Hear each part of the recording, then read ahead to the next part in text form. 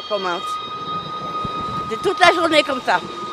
Oui, oui, parce que quand il klaxonne, c'est qu'il y a quelque chose. Ben, il y a le train, il y a les bus, il y a les voitures, les piétons, il y a tout, quoi.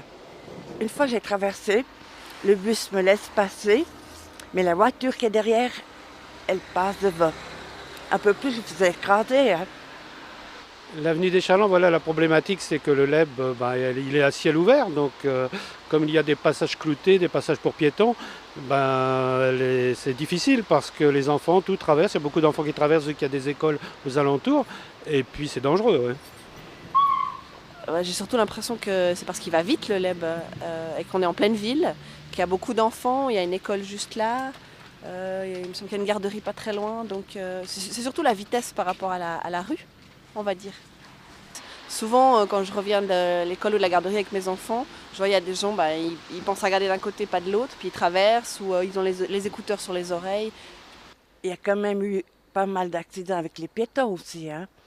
Quand on ne parle pas toujours, il y a eu la dame qui est morte, il y a eu quelqu'un qui était renversé.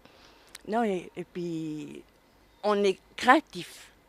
Depuis qu'ils ont changé les bornes, depuis qu'ils ont mis des petites bornes oranges, la circulation est quand même un petit peu plus respectée, disons, qu'avant.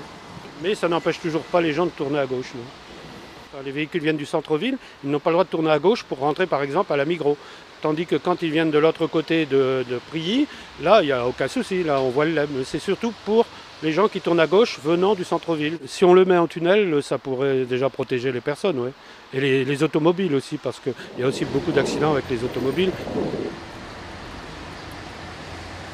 La mise en tunnel, pour vous, c'est une bonne chose? Ça arrive trop tard? Vous en pensez quoi? Alors je pense que mon fils aîné sera très triste parce qu'il adore regarder passer le LEB. Je pense que c'est une bonne chose au niveau du danger. À terme, on sera plus tranquille.